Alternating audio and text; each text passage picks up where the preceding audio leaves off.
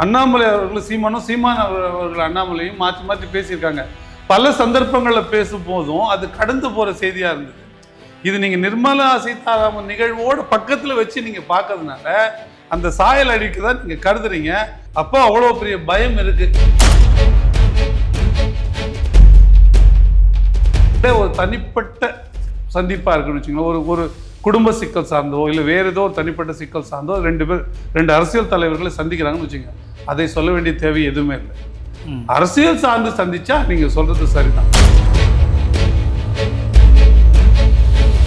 அதுல நீங்க அணுகவே இல்லையான்னு அப்படி கேட்க, அணுகுறாங்க, அணுகுவாங்க, பேரம் பேசுவாங்க, பெரிய தொகை ஆசை காட்டுவாங்க, காட்டுறாங்கன்னு நான் சொல்றேன். இதெல்லாம் அரசியல நடக்கும். நாம அதுக்கு விலை போறோமா இல்லையா, அதுதான் கேள்வி. ஒரு சிக்கல் மட்டும் இங்க இருக்கு. ஆஃபர் இருக்கா? இருக்கு. டிமாண்ட் இருக்கா? இருக்கு. த்ரெட்டனிங்கே இருக்கு. நீங்க வரலன்னா அடுத்து நாங்க என்ன பண்ணுவோம் சொல்ற கட்சிகளும் இருக்கு. நாங்க அடுத்த முறை எங்களை எவ்வளவு பேர் கேட்கிறோம். ஆப்வியஸ்லி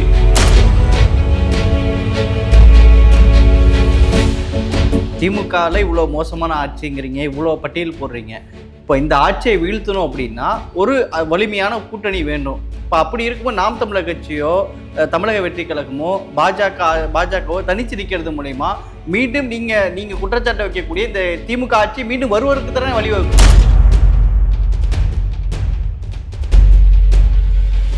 இது ஒரு நல்ல தீர்ப்பா நீங்க கேட்டீங்கன்னா உண்மையிலே நல்ல தீர்ப்பு.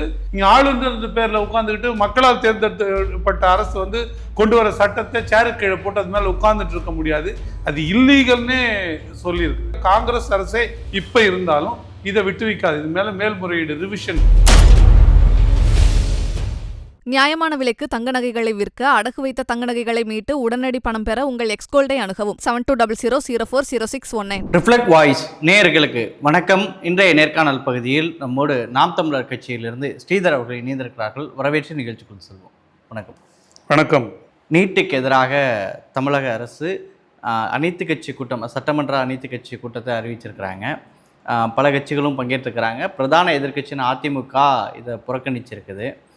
அந்த நீட்டுக்கு எதிரான இந்த தீர்மானம் வழக்கமாக ஒரு விஷயம் இருந்தாலும் ஏற்கனவே ஆளுநருக்கு எதிரான ஒரு சட்ட போராட்டம் பண்ணி அந்த மசோதாக்களை இன்னைக்கு வந்திருக்குது. அது தொடர்ச்சியாக இப்போ நீட்டுக்கு எதிரான ஒரு வழக்கு தொடுப்போன்னு சொல்லிட்டு ஒரு சட்ட போராட்டத்தை தொடர்புன்னு சொல்லியிருக்காங்க. எப்படி பார்க்குறீங்க? இது அந்த ஏற்கனவே ஆளுநர் விஷயத்தோடு ஒப்பிடும்போது இதுலேயும் தமிழக அரசுக்கு இதில் வெற்றி பெறுவதற்கான சாத்தியக்கூறுகள் இருக்கா? நீட்டு தொடர்பாக ஏற்கனவே பல வழக்குகள் இருக்குது. உச்சநீதிமன்றத்தில் பல வழக்குகள் இருக்குது. அவை இன்னும் முடிவு பெறாமல் இருக்குது. கூடுதலாக நீங்கள் ஒரு வழக்கு போடுறதுனால புதிதாக ஒன்றும் செய்ய போகிறதில்ல. அப்போ இது ஒரு கண் துடைப்பு வேலையாக தான் நம்ம பார்க்கணும். உதயநிதி ஸ்டாலின் அவர்கள் சொல்லும்போதோ இல்லை ஸ்டாலின் அவர்கள் 21 தேர்தலை எதிர்கொள்ளும் பொழுதோ நாங்கள் வழக்கு தொடுப்போம் அப்படின்னு சொல்லலை. நாங்கள் ஒரு ரகசியம் வச்சுருக்கோம், நாங்கள் வந்தோன்னு அந்த ரகசியத்தின்படி செயல்படுத்தும், வந்தோன்னு முதல் கையெழுத்து நீட்டு இல்லாமல் நீட்டை ஒழிக்கிற மசோதா தான் அப்படின்னு அவர்கள் தான் சொன்னார். இன்னைக்கு சொல்லிட்டு இத்தனையாம் ஆண்டு காலம் கூட இல்லை, பொறுப்பேற்றதுலேருந்து ஆட்சி அமைத்ததுலேருந்து இந்த 4 ஆண்டு காலம் கூட இல்லாமல் முடியக்கூடிய இந்த 5வது ஆண்டு காலத்துக்கு இந்த காலத்தில் நாங்கள் அனைத்து கட்சி கூட்டம் கூப்பிட்றோம், நாங்கள் போடுறோன்னு அப்படி சொல்வது எப்படின்னா, தன் மேல் இருக்கிற அழுக்கை, அதாவது தான் செய்த ஏமாற்று வேலை மறைத்து கொள்ள ஒரு நாடகத்தை திமுக போடுகிறது. அதற்கு எல்லா கட்சியும் உடந்தையாக இருக்கணும்னு நினைக்குது. அது எப்படி நாம் தமிழர் கட்சி அது உடந்தையாக இருக்க முடியும்? அப்போ அதை நம்ம ஏற்கலை, அதை நம்ம எதிர்க்கிறோம். இப்போ அதிமுகவும் அதை புறக்கணிச்சிருக்குது. அது ஒரு நிலைப்பாடாக இருந்தால் கூட அதிமுக இதை பற்றி பெரிதாக நகரவே இல்லை. இன்னும் அதிமுக காலம் ஆட்சியில் இருந்த காலத்துலையும் நீட் விலக்கு பெறுவதற்கான முயற்சி எதுவும் குறிப்பாக எடப்பாடி பழனிசாமி அவர்கள் பொறுப்பேற்ற பிறகு அப்போ என்னமோ அவர்களுக்கு ஏதோ இதில் நம்பிக்கை இல்லாத மாதிரியும் இவர்கள் ஏதோ இருந்தால் செஞ்சுற மாதிரியும் ஒரு பாவலா காட்டுதில்லை. அதுவும் சேர்த்தே அதில் கண்டிக்கத்தக்கது. அப்போ நீட் உண்மையிலேயே நீட் ஒழிக்கப்பட வேண்டுமா அப்படின்னா ஒழிக்கப்பட வேண்டும். அது தமிழக சூழலுக்கு, தமிழகம் கொடுத்திருக்கிற மருத்துவக் கல்லூரிகளுக்கு, தமிழகத்தில் இருக்கக்கூடிய கல்வி நிலைக்கு, தமிழகம் இவ்வளவு தூரம் உயர்ந்து கல்வியில் வந்திருக்கிற இந்த சூழ்நிலைக்கு மற்ற மாநிலங்களை ஒப்பிடும்பொழுது நம்மளுடைய வளங்களை நாம ஏற்படுத்தின கட்டமைப்புகளை அனுபவிக்க முடியாத அளவுக்கு, நம்ம பிள்ளைகளுக்கு மருத்துவம் கொடுக்க பயன்படுத்த முடியாத அளவிற்கு நீட் இருக்கிறதுனால தான் நம்ம அதை வேண்டான்னு மறுக்கிறோம். வேண்டான்னு மறுத்து இந்த திட்டத்தை உள்ள வரவிட்டுட்டு அதிமுக, அதாவது எடப்பாடி பழனிசாமி வர விட்டுட்டாரு. அதை நான் உடனே தீர்த்துருவேன், நான் நாளைக்கே முடிச்சிருவேன், நான் உள்ள வந்தோடனே அது போயிடும் அப்படின்னு ஸ்டாலின் அவர்களும் உதயநிதி அவர்களும் சொல்லிட்டு இன்னைக்கு 5வது ஆண்டு காலத்துல வந்து நாங்க வந்து வழக்கு தொடுக்க போறோம் அப்படின்னு சொல்லலாம். முழுக்க முழுக்க ஏமாற்று வேலை, மக்கள் தரையில முளக அரைக்கிற வேலை, பட்ட நாம சாத்துற வேலைன்னு தான் நான் பார்க்கிறேன். இல்ல ஆளுநருக்கு எதிரான இந்த இப்படி ஒரு தீர்ப்பு வந்திருக்குது, வரலாற்று திருப்பு முனையான ஒரு தீர்ப்பு ஆளுநர் விஷயத்துல வந்திருக்குது. இந்தியா முழுமைக்கும் அதாவது ஆளுநரை வச்சு ஒரு மத்திய அரசு ஒரு கபலீகரம் செய்யும் போது அதற்கு தமிழக அரசு சாதுவான ஒரு வழக்கு வெற்றி பெற்றிருக்க முடியுமா? இந்த மாதிரி ஒரு சாத்தியக்கூறு நீட் வழக்குல வராது. நீங்க நீட் வழக்குக்கும் ஆளுநர்களோட இந்த வழக்குக்குமா வித்தியாசம் வந்து பாரதூரமா இருக்கு. காரணம் என்னன்னா, ஆளுநர் எது போன்ற விஷயங்கள்ல அவரோட அப்ரூவல் கொடுக்காம, அசென்ட் கொடுக்காம, ஒப்புதல் கொடுக்காம நிறுத்தி வைக்கிறான்னு பார்க்கறதுக்கும் நீட் விலக்கு அப்படின்றதுக்கும் நேர் எதிரான வித்தியாசம் இருக்கு. ஒரு மாநில அரசோட வரம்புக்கு வரையறைக்கு உட்பட்ட துறைகள்ல, அதாவது ஸ்டேட் சப்ஜெக்ட்ல மட்டுமே ஒரு சட்டத்தை இயற்றும் போது அந்த சட்டத்துக்கு என்னென்ன மாதிரி ஒப்புதல் கொடுக்கலாம், மறுக்கிறதா தான் என்னென்ன கொடுக்கலாம். அதுதான் ஆர்டிகல் 200 ஆஃப் கான்ஸ்டியூஷன் சொல்லுது. அதை வந்து ஒப்புதல் அளிக்கலாம், ஒப்புதல் அளிப்பதற்காக ஒப்புதல் நிறுத்தி வைக்கலாம், திருப்பி அனுப்பலாம், அப்புறம் இவருக்கு அனுப்பலாம், குடியரசுத் தலைவருக்கு அனுப்பலாம். இந்த 4 உத்தி அதுல அளிக்கப்பட்டிருக்கு. இது எல்லாம் எது சார்ந்தது அப்படின்னா மாநில அரசு பட்டியலில் எழுதப்பட்ட சட்டத்தை சார்ந்தது. ஆனா நீட்டை பொறுத்த வரைக்கும் கல்வின்றது பொதுப்பட்டியலில் இருக்கு.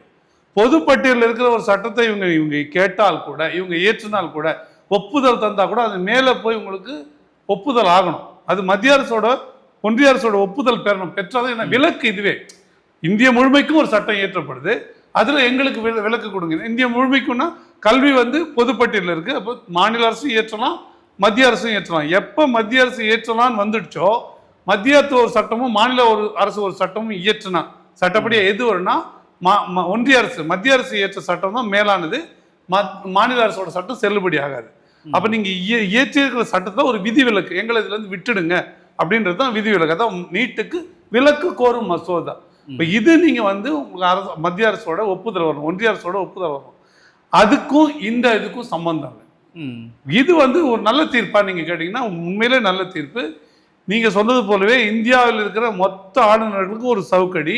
நீங்க ஆளுநர் பேர்ல உட்கார்ந்துக்கிட்டு மக்களால் தேர்ந்தெடுக்கப்பட்ட அரசு வந்து கொண்டு வர சட்டத்தை சேரு கீழே போட்டு அது மேல உட்கார்ந்துட்டு இருக்க முடியாது, அது இல்லீகல்னே சொல்லியிருக்குது. எனக்கு இன்னொரு பார்வையும் இருக்கு, இதை பாஜக அரசு அப்படியே விட்டு வைக்குமா? ஏன்னா இது பாஜக அரசு ஏன் இதே இடத்துல காங்கிரஸ் அரசே இப்ப இருந்தாலும் இதை விட்டு வைக்காது. இது மேல மேல்முறையீடு, ரிவிஷன், ரெவ்யூ ஏதோ ஒரு விதத்துல இந்த தீர்ப்பை வந்து கேள்விக்குள்ளாக்குவாங்க. ஏன்னா அப்படி வந்துடுச்சுன்னா, ஒரு ரொட்டீன் ப்ராசஸ் ஆயிடுச்சுன்னா, இங்க தன்னுடைய கட்சிக்கு எதிர்நிலைப்பாடு உள்ள கட்சிகள் எந்தெந்த மாநிலத்திலாம் இருக்குதோ அந்த மாநிலங்களுக்கு குடைச்சல் கொடுக்க முடியாத போயிடும். அதாவது தங்களுடைய ஆதிக்கத்தை, வன்முறையை செலுத்த முடியாத சூழ்நிலை ஒன்றிய அரசுக்கு ஏற்படும். அப்போ இது மிகப்பெரிய முட்டுக்கட்டையான ஒரு அதில் 3 மாதம் அதிகபட்சம், குறைந்தபட்சம் 1 மாதம் அளவு ஒரு மசோதா கொடுத்தா, ஒரு சட்டம் முன்வரைவு கொடுத்து, அதுக்கு அப்ரூவல் கொடுத்து, அசென்ட் ஒப்புதல் கொடுத்து அது சட்டமாக வெளியே வர வேண்டியது. அதுதான் வந்து ஆர்டிகல் 142 சுப்ரீம் கோர்ட்டுக்கே உரிய சிறப்பு அந்த பவர் மூலமா, ஸ்பெஷல் பவர் மூலமா இதை நீங்க பாஸ் பண்ணதான் எடுத்துக்கணும் from the date of presentation அப்படின்னே அதை கொடுக்குறாங்க. 140 திருப்பி ஒரு ரவுண்டு. இது எப்பப்பெல்லாம் யூஸ் பண்ணியிருக்காங்க? பாபரி மஸ்ஜித்ல 70 விடுதலையில் அந்த ரொம்ப ரேரஸ்ட் கேஸ்ல தான் அதை நம்ம பயன்படுத்துவாங்க. அந்த விதத்துல இது பயன்படுத்தி இருக்கிறாங்க. அது இந்த 10 மசோதாக்கு மட்டும்தான் அந்த 142 பொறுத்த வரைக்கும் பொருந்தும். இங்க இந்தியா பூரா இருக்கிற எல்லா கவர்னர் வச்சதுக்கும் அது பொருந்தாது. ஆனா எல்லா கவர்னருக்கும் ஒரு கட்டுப்பாடு வந்துச்சு. அது என்னன்னா, நீங்க 1 மாத காலத்துக்குள்ள முதல் முறையில வந்து ஒப்புதல் கொடுக்கலாம். பொம்மை வழக்கு போல இது இனிமேல நிச்சயமா இருக்குல்ல. இது வந்து உங்களுக்கு டிவிஷன் பெஞ்ச் 2 நீதிபதிகள் கொண்ட மன்றம் தீர்ப்பு சொல்லியிருக்கு. இது மேல 3 நீதிபதிகள் கொண்ட மன்றம் இருக்கு. மேல கான்ஸ்டிடியூஷன் பெஞ்ச் 5 இருக்கு. எக்ஸ்ட்ரா கான்ஸ்டிடியூஷன் பெஞ்ச் 5க்கு மேல 7 பேர் கொண்ட ஒரு நீதிபதிகள் கொண்ட குழு இருக்கு. இப்படி பல அமைப்புகளுக்கு மேல்முறையீடுக்கு போறதுக்கான வாய்ப்பு இதுல இருக்கு. போனா ஜெயிக்குமா இல்லையா அது அந்த கேள்வி. அப்புறம் ஆனா போய் இதை ஸ்டேல் பண்றாங்க, இந்த உத்தரவை நிறுத்துறாங்கன்னு வச்சுக்கோங்களேன். அப்ப இது பல காலம் திருப்பி தேங்கி நிற்கும்ன்ற கேள்வியும் அதுக்குள்ள இருக்கு. அதனால பாஜக இதை அப்படியே விடுமா? ஏன்னா இது ஜனநாயகத்துக்கு சரியானதா இருந்தாலும் இது வந்து ஆட்சியாளர்களுக்கு இடைஞ்சலா இருக்காது. குறிப்பா ஒன்றிய அரசு பொறுப்புகளை அந்த அதிகாரங்களை கையில் வச்சிருக்கவங்களுக்கு இது இடையூறா இருக்கும். அதனால அதை இப்படி விடமாட்டாங்கன்ற பார்வையும் எனக்கு இருக்கு. பார்ப்போம், பின்வரும் நாட்களில் பார்ப்போம். இல்லை, இப்போ நீட்டு தொடர்பான விஷயத்தில் தமிழக அரசு சார்பாக என்ன பார்வை இருக்குன்னா, இப்படி ஆளுநருக்கு எதிராக வழக்கு போட்டு இப்படி வெற்றி பெற்றிருக்கிறோம், இப்போ அதே பாணியில் நீட்டுக்கு கையாள முடியும் அப்படின்னு அவங்க கருதுறாங்க. இது நீங்கள் சாத்தியம் இல்லை அப்படின்னு நீங்கள் சொல்கிறீங்க. சட்டப்பூர்வமாக சாத்தியம் இல்லைன்னு சொல்கிறீங்க. இப்போ நீட்டு விலக்குக்கு என்னதான் தீர்வு? நாம் தமிழர் சொல்லக்கூடிய தீர்வு தான் இல்லை. நீட்டு விலக்குக்கு நீங்கள் பண்ண வேண்டியது முதல்ல உச்சநீதிமன்றத்தில் இருக்கிற வழக்கை அதை கொண்டு வந்து முடிக்கணும். அதில் மாநில அரசுக்கு விலக்கு கோர உரிமை உண்டு, அப்படி கேட்டால் கொடுக்கணும், ஏன்னா இது கன்கரண்ட் லிஸ்ட்டில் இருக்குன்ற ஒரு நிலைப்பாடை நீதிமன்றங்கள் எடுக்கிற அளவுக்கு ஒரு வழக்கை கொண்டு போகணும். நீங்கள் at the consent of union government தான் செய்ய முடியும். அப்படின்னா கன்சென்ட்னா உங்களுக்கு அவங்க விரும்பி கொடுக்கறது, ஒப்புதல் கொடுக்கலாம், ஒப்புதல் கொடுக்காம போகலாம். அப்படி இல்லாமல் மாநில அரசு விரும்பினா விதிவிலக்கு கொடுத்து தான் தீரணுன்ற நிலைப்பாட்டுக்கு நீதிமன்றத்தை கொண்டு வரணும். அது ஒரு நிலைப்பாடு. அப்படி இல்லைன்னா நீங்கள் பெருந்திரளா இங்கே இந்த மாதிரி நீட்டுக்கு எதிராக எந்தெந்த மாநிலங்கள் இருக்கோ அந்த மாநிலங்கள்லாம் திரட்டிக்கிட்டு நீங்கள் ஒன்றிய அரசுக்கு ஒரு நெருக்கடியை கொடுக்கணும். இது 2 தான் இப்போதைக்கு இருக்க வாய்ப்பு இருக்கு. இல்லையா நீங்கள் மாநில அரசு கீழே இது கொஞ்சம் அதிகப்படியாக முயற்சி பண்ணணும். நீங்கள் மாநில அரசு கீழே ஒரு சட்டம் போட்டு ஒரு மருத்துவ அமைப்பை உருவாக்கி அந்த மருத்துவ அமைப்பின் கீழ் நீங்களே ஒரு மருத்துவ படிப்பு, அது MBBS தான் பேர் இருக்கணுன்ற அவசியம் இல்லை, ஒரு மருத்துவ படிப்பையே உருவாக்கி அது தமிழகம் பூரா அதை ப்ராக்டிஸ் பண்ணலாம் அப்படின்ற அளவுக்கு சூழ்நிலைக்கு கொண்டாந்து அப்படி ஒரு மருத்துவ படிப்பு உருவாக்கினா நீட்டுக்கு அதுக்கும் சம்மந்தம் இல்லைன்னு கூட நம்மளால ஆக்கிட முடியும். ஆனால் அது பன்னாட்டு அங்கீகாரம் பெறுமா, வெளியில போய் இப்போ அதை ப்ராக்டிஸ் பண்ண முடியுமா, மற்ற மாநிலங்களில் அதை ப்ராக்டிஸ் பண்ண முடியுமான்ற சட்ட கேள்வியும் அது உள்ள அடக்கியது தான். ஆனால் ஒரு தீர்வு, நாங்களே ஒரு மருத்துவரை உருவாக்கி முடியும், ஆல் இண்டியா மெடிக்கல் கவுன்சில் அதுக்கு போக வேண்டிய தேவையில்லைன்ற மாதிரி அதற்கான நகர்வுகளை முன்னெடுத்து போய் உருவாக்குனீங்கன்னா இண்டிபெண்ட்டாக நம்ம எப்படி BA MA அது போல பல பாடப்பிரிவுகளை உண்டு பண்ணி நாமளே அட்டானமஸ் பாடியாக பல பட்டப்படிப்புகளை கொடுத்துக்கிறோமோ அதே போல் இது எஜுகேஷன் கீழே வர்றதுனால அப்படி ஒரு பட்டப்படிப்பை நம்ம ஏற்படுத்த முடிஞ்சு அதுக்கான சட்டத்திட்டங்களை கொண்டாந்தோம்னா நாமளே தமிழகத்துக்குள்ளே ப்ராக்டிஸ் பண்ணக்கூடிய அளவுக்கு ஒரு மெடிக்கல் ப்ராக்டிஸை நம்ம கொண்டாடலாம். அது MBBS இல்லாமல் தமிழ்நாடு நீங்கள் TMBBS மாதிரி கூட ஒரு பேர் வச்சு கொண்டு வரலாம். இந்த மாதிரி மாற்றங்கள் என்ன பண்ணணும்னா அங்கே MBBSல போய் விடுற நெருக்கடி, அது மேலே அப்படி போய் பாஞ்சி போக வேண்டிய நிலைமையை குறைச்சி இந்த டிமாண்டை நம்ம அதிகப்படுத்தி இப்படி சொல்கிறோன்னு வச்சுங்களேன், இப்படி படிப்பை படிக்கலாம், இப்படி படித்தா தமிழ்நாட்டில் எல்லா மருத்துவமும் ப்ராக்டிஸ் பண்ணலாம், இப்படி படித்தா தமிழகத்தில் இருக்கிற எல்லா அரசு மருத்துவக் கல்லூரியிலும் வேலைக்கு எடுத்துப்போம், இப்படி படிக்கிற மருத்துவம் படிக்கிற மாணவர்களுக்கு தனியார் மருத்துவமனைகள்லாம் குறைஞ்சபட்சம் இத்தனை % வேலை கொடுக்கணும்லாம் வந்துடுச்சுன்னா இந்த கிரேஸ் இருக்குல்ல, ஒன்று போய் விழுறது அது மேலே அது குறையும், அது தன்னோட முக்கியத்துவத்தை இழக்கும். இதுலேருந்து வர மாணவர்கள் மருத்துவர்கள் புதுசாக தமிழக அரசு ஒன்று கொண்டு வந்துன்னா இதுலேருந்து வர மருத்துவர்கள் ஒரு பெரிய ஆற்றலோடு செயல்படுறாங்க, ஒரு அர்ப்பணிப்போட மிக திறமையாக செயல்படுறாங்கன்னு வச்சுக்கோங்க, அதோட தன்மை குறைஞ்சி போகும். அப்போ இதெல்லாம் ப்ராக்டிக்கலாக செய்யக்கூடிய, நீங்கள் போய் தொங்கிட்டு கெஞ்சிக்கிட்டு மல்லடிக்கிறத விட இது போன்ற மாற்று முயற்சிகளை பண்ணலாம். ஆனால் அப்படி பண்ணுறதுக்கான முயற்சியை பண்ணலாம். இப்போ நீங்கள் நர்சிங் இங்கே ஒரு மாதிரி இருக்குது, ஆனால் வெளிநாடுகளில் நர்சிங் படித்தவங்க ப்ராக்டிஸே பண்ணலாம், ஒரு மருத்துவரை போலவே ப்ராக்டிஸ் பண்ணலாம். ஒரு வரையறை இருக்குது, சர்ஜரி பண்ணக்கூடாது, இந்தந்த மருத்துவ நோய் வரைக்கும் அவங்க பார்த்துக்கலாம், அந்த நோய் தாண்டிட்டா அவங்க MBBS அதாவது மருத்துவம் பயின்றவங்க கிட்ட அனுப்பணும். இப்போ பிரசவம்லாம் கூட சில நர்சஸ் பார்க்கறதுக்கான வெளிநாடுகளில் அமெரிக்கா UK போன்ற நாடுகள்லாம் அனுமதி இருக்குது அப்படின்னு சொல்கிறாங்க. அப்போ அது என்ன ஆகுதுன்னா மருத்துவர் மொத்தமே தான் மருத்துவர் ஆகணும் அப்படின்றது இல்லை. டென்டிஸ்ட் எப்படி பிரிகிறாங்களோ, எப்படி ஆப்தல்மாலஜிஸ்ட் பிரிகிறாங்களோ, அது மாதிரி பிரிஞ்சு ஒரு துறையாக இது அப்படி வரும்பொழுது அது தன்னோட தன்மையை இழக்கும்பொழுது வெளி மாநிலங்கள்லேருந்து இந்த மருத்துவமனை நல்லா இருக்கு அப்படின்னு படிக்கிற சூழ்நிலையை நம்ம உருவாக்கலாம். முன்மாதிரியா ஒரு மாற்று முறையை உருவாக்கணும், புது மருத்துவ கல்வியே உருவாக்கணுன்ற. ஆனால் மெடிக்கல் கவுன்சில் நீங்கள் அங்கே போனீங்க தானே அவங்களோட அங்கீகாரத்தை கேட்டு கை கட்டி நிற்க வேண்டியிருக்கும். இப்போ இங்கே BA படிக்கிறவங்க, இங்கே யூனிவர்சிட்டியில் இருக்கிறவங்களுக்கு நீங்கள் ஒரு இதை பார்த்து சாத்தியமா சட்ட ரீதியாக நகரணும். நீங்கள் இந்திய ஒன்றியத்துக்குள்ள இருக்க வரைக்கும் அதை தாண்டி செய்யறதுல சிக்கல் இருக்கும்ல. சாத்தியமான அதுதான் சாத்தியம், இது சாத்தியம் இல்லை. விதிவிலக்கு கொடுக்கறது ஒன்றிய அரசோட விருப்பம் அப்படின்னு ஆயிடுச்சுன்னா நமக்கு ஏன் அவங்க விலக்கு கொடுக்கணுன்ற தேவை இருக்குல்ல. என்ன இப்ப நிதிஷ்குமார் கேட்கிறாரு, இல்ல சந்திரபாபு நாயுடு கேட்கறாருன்னா அவங்க விலக்கு கொடுக்கலன்னா என்ன ஆகும், அதோட சிக்கல் ஆட்சிக்கு வரும். அதனால அவங்க கொடுப்பாங்க. அம்மையார் ஜெயலலிதா வாங்கிட்டு வந்தாங்கல்ல 2 முறை, அது மாதிரி நீட் விலக்கு வாங்கிட்டு வந்தாங்கல்ல. அப்போ எதன் அடிப்படையில் வந்தது? அதன் அடிப்படையில் தானே இந்த வழக்கெல்லாம் தொடரப்பட்டு சில வரையறைகளே மாற்றப்பட்டது. அதுக்கு பிறகு சட்ட திருத்தமே கூட கொண்டு வரப்பட்டது. அது நிறைய ரொம்ப காம்ப்ளிகேட்டட் லீகல் சப்ஜெக்ட். அது மெடிக்கல் கவுன்சில் சம்பந்தமானதுலேருந்து வரும். அந்த ஆக்ட்லேருந்து ஜிப்மரோட வழக்கு இருக்குது, ஒரு 6-7 வழக்கு அதில் முக்கியமான வழக்கு இருக்குது. இப்போ அது லிட்டில் காம்ப்ளிகேட்டட். நான் என்ன சொல்கிறேன்னா, அப்படின்னா அது விலக்கு வேணும்னு நீங்கள் அவங்க தேவைக்கு போயிட்டீங்கன்னா உங்ககிட்ட அவங்க என்ன எதிர்பார்ப்பாங்க? அந்த விலக்கை நீங்கள் பெறுவதுக்கு உங்ககிட்ட என்ன எதிர்பார்ப்பாங்க? அதை நீங்கள் கொடுக்க தயாராக இருக்க முடியுமா? அப்போ அதன் அடிப்படையில் தான் உங்களுக்கு அவங்க விட்டு கொடுப்பாங்க. அதை அவங்க என்ன நினைக்கிறாங்கன்னா, இங்கே இருக்கிற கட்டமைப்புகள் ஒன்றிய அரசு, அது வந்து காங்கிரஸாக இருக்கட்டும் அல்லது பாஜகவாக இருக்கட்டும், இங்கே கட்டமைப்பு இருக்குது. இது இந்தியாவிலே அதிக மருத்துவ கல்லூரிகளை கொண்ட மாநிலமாக தமிழ்நாடு இருக்குது. இங்கே நிறைய மருத்துவர்கள் வெளியே போகிறாங்க. இங்கே உள்கட்டமைப்பு வசதிகள் இருக்குது. இங்கே நிம்மதியாக படிக்கலாம், சிக்கல் இல்லை இங்கே. இப்போ இந்த சூழ்நிலையில் இருக்கும்பொழுது அவர்கள் மாணவர்களை, மற்ற வெளி மாநிலங்களில் இருக்கிற மாணவர்களை எளிதாக இங்கே படிக்க வைக்கிறதுக்கு அது வழியாக போயிடுது. இப்போ நீங்கள் சொல்லுங்கள், நீட் வந்த பிறகு சீட்டுக்கு காசு கொடுக்கறது குறைஞ்சிருக்கா கூடியிருக்கா? அதுக்காக தானே சொன்னாங்க, நாங்கள் அது பணன்ற ஒரு பேச்சே இல்லாமல் தகுதியான மாணவர்களை உள்ள வரதுக்கு ஏற்படுதுன்னு தமிழிசை சவுந்தரராஜன் அவர் பேசின வீடியோலாம் 5-6 வருஷத்துக்கு முன்னாடி இருக்கு பாருங்க நீங்க. அப்படி இது நடந்திருக்குதானா? இல்லை. பணம் உள்ளவர்கள் மட்டும்தான். அதில் தான் வந்து இந்த 10 விழுக்காடு இந்த அரசு பள்ளி மாணவர்களுக்கான வாய்ப்பு 7 விழுக்காடு. அப்போ அதை எடப்பாடி பழனிசாமி அது ஒன்று தான் அதில் நமக்கு கூடுதலாக கிடைக்கப்பட்ட ஒரு வாய்ப்பு. இந்த சூழ்நிலையில நீங்கள் வாங்க முடியாதுன்னும் போது எதன் அடிப்படையில் வாங்குவீங்கன்னா வேறு வழி இல்லை. அப்போ கடுமையான ஒரு போராட்டம், பெரிய மக்கள் வந்து பேரெழுச்சியாக எழுச்சி, நம்ம மெரினா பீச்சில் நடந்த மாதிரி ஒரு பெரிய போராட்டம், நாட்டையே ஸ்தம்பிக்க வைக்கிறது, அது போன்ற நெருக்கடிகள் வரும்பொழுது அப்போ மத்திய அரசு இறங்கி வருவதற்கான வாய்ப்பு. அதை நோக்கியாவது நகர்த்தணும். அதை நோக்கி திமுகவால் எப்படி நகர்த்த முடியும்? திமுக என்ன சொல்லிச்சு? நாங்கள் வழக்கு போடுவோம்னு சொல்லிச்சா? நாங்கள் ஒரு ரகசியம் வச்சிருக்கிறோம், நாங்கள் வந்தோன்னு முதல் கையெழுத்து பாருங்க, நீங்க இதே பெரிய மனுஷன் தானே சொன்னான். இப்போ இந்த வார்த்தையெல்லாம் கேவலமான, அசிங்கமான, நம்பகத்தன்மையற்ற வார்த்தைகளாக மாறி இருக்கு. இது இப்போ வருகிற 26 தேர்தலில் பேசு பொருளாக ஆக இருக்கு. அப்போ இந்த பேசு பொருளாக ஆக இருக்கிற நேரத்தில் ஏதோ ஒன்று செய்ய வேணும். அதனால தான் இப்போ புதுசாக மீனவர்கள் மேலே அக்கறை, கச்சத்தீவை மீட்கிறதுக்கான போராட்டம், இது போன்ற போராட்டங்களும் இது போன்ற முன்னெடுப்புகளும். கச்சத்தீவை கொடுத்ததே இவங்க தான்.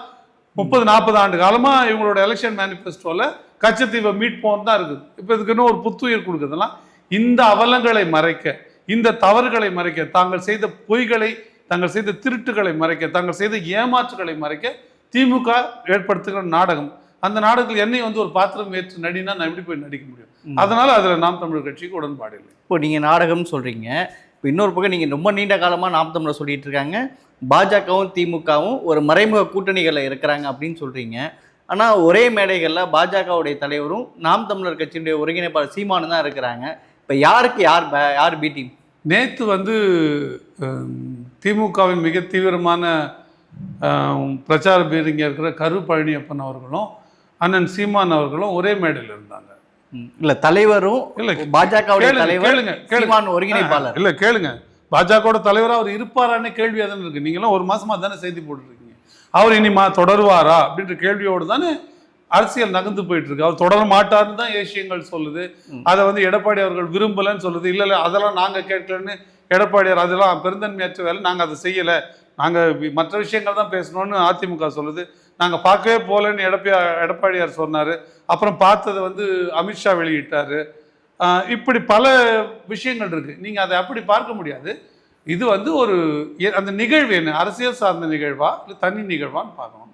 அது வந்து அண்ணாமலை அவர்களோ பச்சைமுத்து பாரிவேந்தர் அவர்களோ 2 பேரும் என்டிஏல இருக்கக்கூடிய நபர்கள். இப்போ அதனோடு ஏற்கனவே சீமான் அவர்கள் நிர்மலா சீதாராமன் அவர்களை சந்திச்சாங்கன்னு ஒரு மாதிரி செய்திகள் வெளிவந்துட்டு இருக்கு. மோடி அவர்கள் சீமான் அவர்களை ஒடிசால வச்சு சந்திக்கணும் ஒரு பிளான் இருக்கிற மாதிரி செய்திகள் வெளிவந்துட்டு இருக்கு. இந்த நிலையில சீமான் அவர்களும் அண்ணாமலை அவர்களும் ஒரே மேடையில் இருக்கிறாங்க. இதுக்கு பிறகு அரசியல் இல்லாம இருக்கு. நீங்க அப்படி பேசுங்க. அப்படி பேசுறதுனால பல இடங்களில் நாம் தமிழர் கட்சி பேசப்படுது. அதில் எங்களுக்கு விருப்பம்தான். அப்படி அதனாலயாவது காட்டுறீங்களே. ஏன்னா எவ்வளோ முக்கியமான விஷயங்கள்லாம் காட்டல. சாதிவாரி கணக்கெடுப்புக்கு, குடிவாரி கணக்கெடுப்புக்கு போராடினப்போ காட்டல. பஞ்சமன் நிலம் மீட்பு முயற்சி பண்ணப்போ காட்டல. இப்போ இது மாதிரி விஷயங்களை காரணமாக வச்சு தான் நீங்கள் காட்டுறீங்கன்னா பரவாயில்ல, அதை கூட காட்டுங்க. ஆனால் எண்ட் ஆஃப் த டே தெரிஞ்சு தானே தீரும். இப்போ நீங்கள் நீங்கள் ஒரு ஏஷியன் சொல்கிறீங்க, அங்கே சந்திச்சாரு, முட்டு சந்தில் சந்திச்சாரு, மூலையில் சந்திச்சாரு, நீங்கள் சந்திச்சாரா இல்லையா? சந்திக்கலையே, அது அவரே தான் சொல்லிட்டாரு. இப்போ நீங்கள் இருக்கிறத காட்டலாம். உங்கள் கையில் இது இருக்குன்னா இது இருக்குன்னு காட்டலாம். இல்லைன்றது எப்படி காட்ட முடியும்? இல்லைன்னு சொல்ல தான் முடியும். இல்லைன்றதை காட்டுங்கன்னா ஐடிசி ஹோட்டலுக்கு சீமானவர்கள் போன மாதிரி சில செய்திகளை வெளியே வருது. எல்லாம் செய்திகள் தான். அதெல்லாம் வந்து ஏசியங்கள். அப்படி சொல்லிக்கிட்டா நல்லா இருக்கு, சுவாரஸ்யமா இருக்கு, ஒரு வாரமா நம்ம பேசுறோம்ல, அது மகிழ்ச்சியா இருக்கு. அதை தாண்டி அதுல ஒரு செய்தி இல்லை இருக்குன்னா, ஆமாம் சந்தித்தோம்னு சொல்றதுல என்ன சிக்கல் இருக்கு சொல்லுங்க? அதுல ஒன்றும் இல்லை. சந்தித்தோம். நம்ம எடப்பாடியார் மாதிரி 8 கார் மாறி போக வேண்டிய தேவையில்லை, மாற்றி சொல்ல வேண்டிய தேவை இல்லை. சந்திச்சோன்னு சொல்ல போறோம். ஒருவேளை ஒரு தனிப்பட்ட சந்திப்பா இருக்குன்னு வச்சுக்கோங்களேன், ஒரு ஒரு குடும்ப சிக்கல் சார்ந்தோ இல்லை வேற ஏதோ ஒரு தனிப்பட்ட சிக்கல் சார்ந்தோ 2 அரசியல் தலைவர்களை சந்திக்கிறாங்கன்னு வச்சுங்க, அதை சொல்ல வேண்டிய தேவை எதுவுமே இல்லை. அரசியல் சார்ந்து சந்திச்சா நீங்க சொல்றது சரிதான். அப்படி இருக்கா நீங்க உடனே கேள்விக்கு வராதீங்க. அப்படியும் இல்லை, அப்படியும் ஒரு சந்திப்பு நிகழலை. அப்படி சந்திச்சா சொல்ல வேண்டியது இல்லை. ஒரு இண்டிவிஜுவல் 2 இண்டிவிஜுவலோட பர்சனல் ரீசன்ஸ்க்கான மீட்டிங் இருக்குல்ல, அதை நம்ம பொதுவாக திடீரென்று அண்ணாமலையை புகழ்வது, பிரதமர் மோடி அவர்களை புகழ்ந்து அந்த மேடைகள்ல பேசுவது, அண்ணாமலை அவர்கள் சீமானை புகழ்ந்து பேசுறது, திடீரென்று எதிரெதிர் முகாமா இருந்த 2 கட்சிகளும் திடீர்னு ஒரு மேடைகளை தோன்றுவதும் புகழ்ந்து பேசுவது என்ன அரசியல் கணக்கு? திடீரென்று இல்லை, பல சந்தர்ப்பங்கள்ல பாண்டே அவர்கள் அண்ணன் சீமான் அவர்களை உயர்வாக பேசியிருக்காரு, சீமான் அவர்கள் பாண்டே அவர்களை பேசியிருக்காரு, அண்ணாமலை அவர்களை சீமான் அவர்கள் பேசியிருக்காரு, அண்ணாமலை அவர்கள் சீமானும், சீமான் அவர்கள் அண்ணாமலையும் மாற்றி மாற்றி பேசியிருக்காங்க. பல சந்தர்ப்பங்களில் பேசும் போதும் அது கடந்து போகிற செய்தியாக இருந்தது. இது நீங்கள் நிர்மலா சீதாராமன் நிகழ்வோட பக்கத்தில் வச்சு நீங்கள் பார்க்கறதுனால அந்த சாயல் அடிக்கு தான் நீங்கள் கருதுறீங்க. அரசியல் அப்படி நினைங்க, அது எங்களுக்கு நல்லது. நான் இதன் மூலம் ஒன்று புரிஞ்சுக்கிறேன், அப்போ அவ்வளோ பெரிய பயம் இருக்குது மக்களுக்கெல்லாம், இல்லை மற்ற கட்சிகளாக தான் இது ஒரு பேசு பொருளாக இருக்குது. அப்போ அண்ணன் சீமான் எந்த பக்கம் போகிறாரோ அந்த பக்கம் முதலமைச்சர் உறுதின்றது இருக்குது. யாரோ ஒருத்தர் முதலமைச்சருக்கு ஆக்கிறதுக்காக நாங்கள் கட்சி ஆரம்பிக்கல.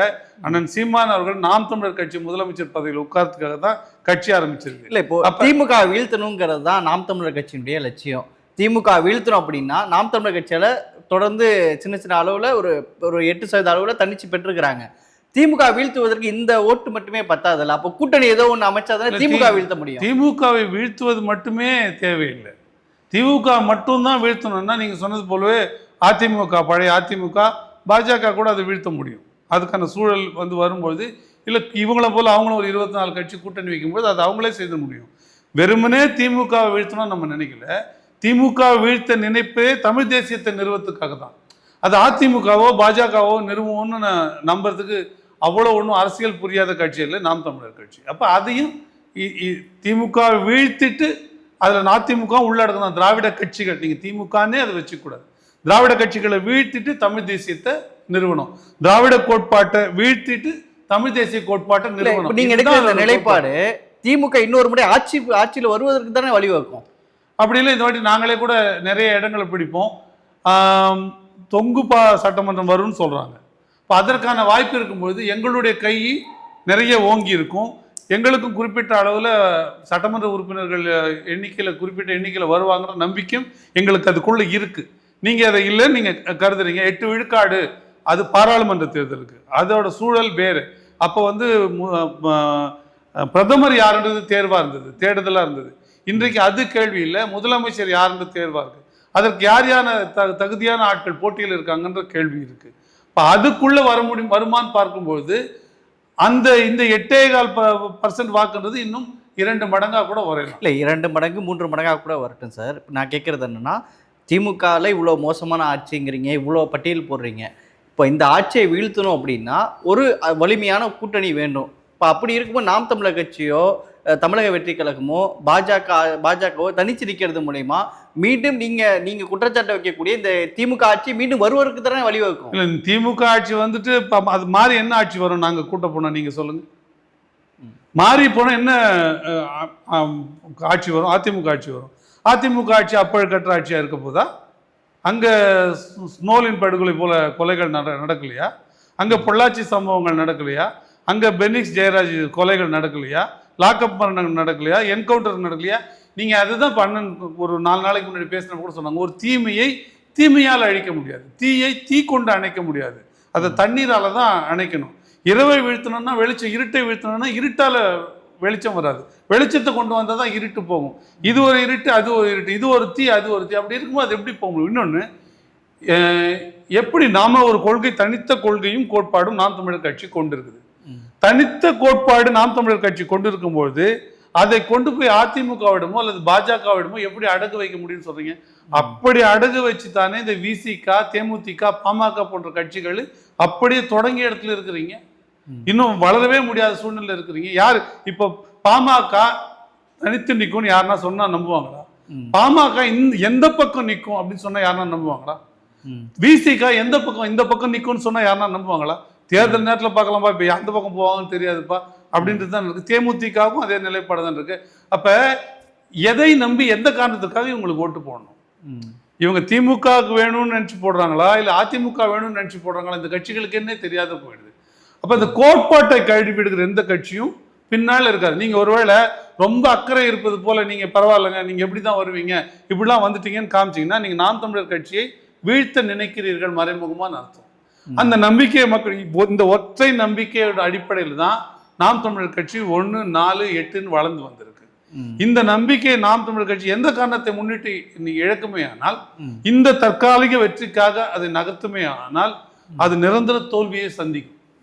அப்ப அதை நம்ம எல்லாம் வரலாற்றில் இருக்கிற இது போன்ற நிகழ்வுகளை ஐயா வைகோலம் என்ன ஆனார் பாருங்க, எவ்வளவு எழுச்சியா வந்தாரு. அந்த பிரதமர் மோடி அவர்கள் ஒடிசால சீமான் அவர்களை சந்திக்கணும் விரும்புறதெல்லாம் செய்திகள் போடுறாங்க. நாம் தமிழர் கட்சிக்கு அப்படி ஒரு ப்ரொபோசல் வரப்படுது. இல்லை இப்ப இல்லைங்க, 2021 தேர்தலையும் நான் அதை உணர்ந்திருக்கிறேன், அதை அறிந்திருக்கிறேன். எப்பொழுதுமே எல்லா கட்சியிலிருந்தும் திமுக நீங்களா மற்ற எல்லா கட்சிகளிலிருந்தும் அதோட நலன் விரும்பிகள், அதுல முக்கிய பொறுப்புல இருக்கிறவங்க, சில பத்திரிகையாளர்களை, சில பொதுவா காமன் ஃப்ரெண்ட்ஸ் சொல்லுவாங்கல்ல, ஒரு பொதுவா இருக்கக்கூடிய நபர்கள் என்று பல பேர் அணுகுவாங்க. பல பேர் அணுகிறத நான் தொலைபேசியில் தொடர்பு கொண்டதை நான் பார்த்துருக்கிறேன். பல தடவை அண்ணன் சொல்றது, எங்க கட்சி அடுத்தவங்க கட்சியை காப்பாற்ற நான் கட்சி வச்சிடலைங்க, இந்த வார்த்தையே நான் கேட்டிருக்கிறேன். அந்த கட்சி வீணா போயிடுறதுக்காகலாம் நான் அதை காப்பாற்றலாம் நான் கட்சி வச்சிடலைங்க, நான் என் கட்சி தாங்க, என் கோட்பாடு தாங்க எனக்கு முக்கியம் பல தடவை சொன்னதை நம்ம கேட்டு. அப்படி வருமானம் வரதானே செய்யும், வராமல் எப்படி இருக்கு? இப்போ எல்லா கட்சியில இருக்கிறவங்களும் ஒரு காலத்தில் அண்ணன் சீமானோட பேசியவர்கள் தான். இப்போ நானே என் பகுதியில் இருக்கணும், என்னோட மாற்று கட்சியில் எதிர்கட்சியில் இருக்கிறவங்க ஏதோ ஒரு காலத்தில் நான் என்னோட பயணிச்சவங்களா தான் இருப்பாங்க, பழகினவங்களா இருப்பாங்க, அவங்க வீட்டு நல்லது கெட்டதுக்கு போனவங்க நல்லா இருக்கும், அறிந்தவர்களா தெரிந்தவர்களா இருப்பாங்க. அப்போ அதை பேசதானே, அப்படி இருக்கிறவங்க அணுக தானே செய்வாங்க. அதுல நீங்க அணுகவே இல்லையான்னு அப்படி கேட்க, அணுகுறாங்க, அணுகுவாங்க, பேரம் பேசுவாங்க, பெரிய தொகை ஆசை காட்டுவாங்க, காட்டுறாங்கன்னு நான் சொல்றேன். இதெல்லாம் அரசியல நடக்கும், நாம அதுக்கு விலை போறோமா இல்லையா, அதுதான் கேள்வி.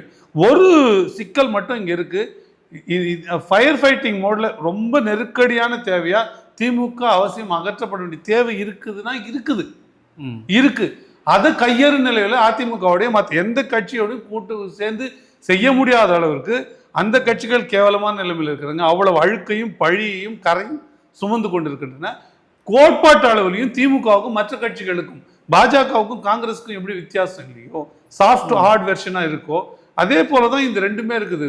அதிமுக சாஃப்ட் வெர்ஷன்னா டிஎம்கே ஹார்ட் வெர்ஷன், அவ்வளவுதான். நான் இவங்க ஊழலே நான் அதிமுகவுக்கும் திமுகவுக்கும் ரெண்டு விதமா பார்க்குறேன். ஒரு நலத்திட்டம், மக்கள் நலத்திட்டம் வருதுன்னா அந்த மக்கள் நலத்திட்டத்துல எவ்வளவு கொள்ளடிக்கலாம், எவ்வளவு ஊழல் பண்ணலான்னு பார்க்கறது அதிமுகன்ற கட்சி. எனக்கு இத்தனை லட்சம் ரூபாய் கொள்ள அடிக்கணும் அப்படின்னு முடிவு பண்ணிச்சுன்னா அதுக்கு எவ்வளவு ரூபாய்க்கு நலத்திட்டம் போடலாம் அப்படின்னு நினைக்கிறது திமுக. இது பிளிப் ஃபிளாப்பா தான் இருக்கே தவிர அடிப்படையில் ரெண்டுமே ஊழல் கட்சி தான். நீங்க எதை போய் எதை சரி பண்ணுவீங்கன்ற கேள்வி வருது இல்ல. அப்ப எந்த சூழ்நிலையும் இதை விட்டு கொடுக்க முடியாது இருக்கு. அதனாலதான் நம்ம அதை பத்தி பேசவே முடியாத சூழல் இருக்கு. நாம் தமிழர் கட்சி ஒரு பெரிய கட்சியா வளர்ந்துட்ட பிறகு இப்ப நீங்க அடுத்த முறை 20 விழுக்காடு 22 விழுக்காடு வந்துச்சுன்னா அப்போ ஒத்த மனதுடையவர்கள் வண்டி என்னது, என் வண்டியில கூட்டணி வண்டியில யார் வேணா ஏறிக்கிங்க, ஏன்னா நான் நினைச்ச இடத்துக்கு அந்த வண்டி போகும். இன்னொருத்தர் வண்டியில ஏறிங்கன்னா ஒரு போற பயணத்தை நான் அவர் கூட போகணும், எங்களுக்கு அப்படி ஒரு தேவை இல்லை. திருப்பவும் சொல்றேன், இந்த தற்காலிக வெற்றிக்காக நிரந்தரமா தோல்வி அடைய நாம் தமிழர் கட்சிக்கு விருப்பம் இல்லை. அதனால இந்த மோசமான இந்த எந்த கட்சிகளுடன் கூட்டணி போக நாம் தமிழருக்கு விருப்பம் இல்லை. ஆஃபர் இருக்கா இருக்கு, டிமாண்ட் இருக்கா இருக்கு, த்ரெட்டனிங்கே இருக்கு. நீங்க வரலன்னா அடுத்து நாங்க என்ன பண்ணுவோம்னு சொல்ற கட்சிகளும் இருக்கு.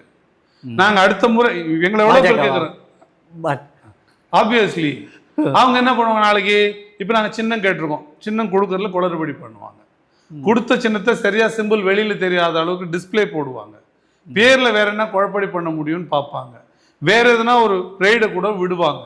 அப்படி பல சூழல்களை நாங்க எதிர்பார்த்து தான் தயாரா இருக்கோம். ஆனா இந்த காரணங்களுக்காக நம்ம பண்ண முடியாது. பல பேர் கேட்கறாங்க, இந்த முறை மாதிரி திமுக அடுத்த முறை வந்துச்சுன்னா உங்களை இப்படி கையாளாது, உங்க மேல கடுமையான வன்முறை ஏவும், பல வழக்குகள் உங்க எல்லார் மேலேயும் பாய்ச்சப்படும், நீங்கள் எல்லாரும் பல ஆண்டு காலம் உள்ளே இருக்கிற அளவுக்கு பண்ணும், திமுக இன்னும் வெறி கொண்டு ஆடும் இப்படிலாம் சொல்லப்படுது. அதற்காக நம்ம எந்த சமரசமும் செய்ய முடியாது. அப்படி கூட உள்ளே போய் ஜெயிலில் இருக்கலாமே தவிர நாம் எந்த காரணத்தை கொண்டு இந்த வேலையை செய்து விட முடியாது. அப்போ அது அப்படின்னா தமிழினத்திற்கும் இந்த கோட்பாட்டுக்கும் நம்ம செய்கிற துரோகமாக அது அமையும். அதனால அதுக்கான அந்த சிந்தனைக்கே வேலை இல்லை. அதனால் நகர்ந்து நம்ம தேர்தல் பண்ணி பார்க்கலாம். அதனால அண்ணன் 25 பேர் அறிவிச்சுட்டாங்க. அடுத்தடுத்து பேட்சாக தொகுப்பாக அறிவிக்க இருக்காங்க. நாம் வேலை செய்வோம், பார்ப்போம், மக்களை சென்று போய் பார்ப்போம். மக்களுக்கே மாற்றி போடுவதற்கான வாய்ப்பு இல்லைன்னு இப்போ நிறைய அரசியல் நோக்கர்கள் கருத்து கணிப்பு சொல்கிறாங்க. இப்போ அதிமுக பாஜக வேண்டான்னு போன மாதம் வரைக்கும் சொல்லிட்டு இருந்தது. பாஜகவோட இப்போ அதிமுக போகுதுன்னா அதிமுக மேலேயும் ஒரு வெறுப்பு வரும். அதிமுகவிலேருந்து வெறுத்து வருகிற ஓட்டுகளும், அதே சமயம் திமுக இந்த அளவுக்கு சிக்கலை பண்ணுது, சட்டம் ஒழுங்கு பிரச்சனை பண்ணுது, ஊழல் பண்ணுது. இன்னைக்கு திமுகவில் ஊழல் இல்லாத அமைச்சரே இல்லை அப்படின்ற அளவிற்கு ஆயிடுச்சு. அப்போ இதெல்லாம் வாக்கு வங்கி இன்னைக்கு மக்களிடம் நம்பிக்கை நட்சத்திரமா இருக்கிற ஒரே கட்சி நாம் தமிழர் கட்சி தான். அதனால உங்களுக்கு பல மடங்கு வாக்கு வங்கி அதிகரிக்கும். நீங்க பல பேர் வெற்றி பெற கூட வாய்ப்பு இருக்குன்னு அரசியல் நோக்கர்கள் சொல்றாங்க. அது ஊடகங்கள் இருட்டடைப்பு பண்ணுது, கருத்து கணிப்புகள்ல திட்டமிட்ட இருட்டடிப்பு பண்றாங்க. அதையும் தாண்டி மக்கள் மனங்கள்ல இருக்குல்ல, அப்போ அது வரும் தான் நான் உறுதியா நம்புறேன். சரிங்கண்ணா, நிகழ்ச்சியில் பங்கேற்று உங்களுடைய கருத்துக்களை பகிர்ந்து கொண்டமைக்கு நன்றி. நியாயமான விலைக்கு தங்க நகைகளை விற்க அடகு வைத்த தங்க நகைகளை மீட்டு உடனடி பணம் பெற உங்கள் எக்ஸ்கோல்டை அணுகவும். 7200040619.